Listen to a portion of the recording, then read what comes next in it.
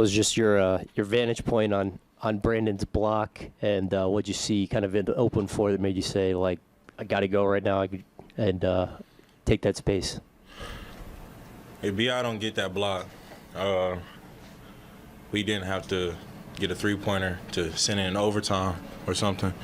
And I literally sent him a text message like right after the game because he was already doing his lift. Like, B.I., if you don't get that block, I don't know if we win this game. So hats off to B.I. on that one. But with the space, like I said, my coaches trust me in transition. My teammates trust me. That's why Jose kicked it ahead, and I had to go finish.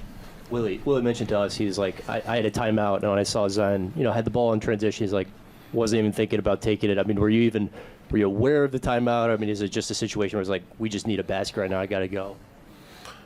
I just trust my game in that situation. Transition, I can get downhill really well. And when I saw that Jeremy had he was in an awkward position, I took advantage and I was able to get to the vantage point. Victor was one of the three guys kind of around that play. I mean, just what was the battle at the rim like, going against him, a guy who's a really talented young shot blocker all game? I was very aware of where he was at. So that's why I had to go with some speed and just kind of give it some touch. All right, the fashion again, the T-shirt and then the cross. You've been wearing that cross every game lately.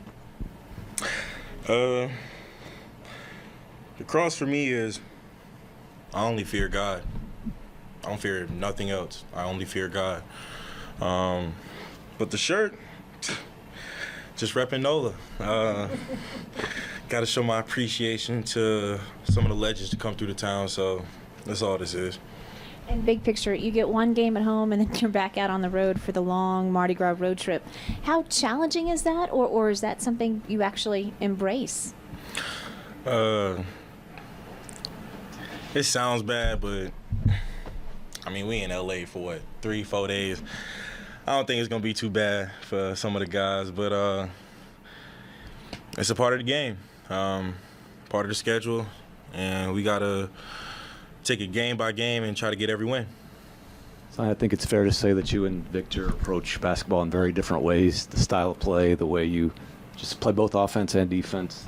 What do you think about his game overall, and have you thought about how these battles could be going on for a long time between you two? Victor's a very special player. We were just talking about in the locker room.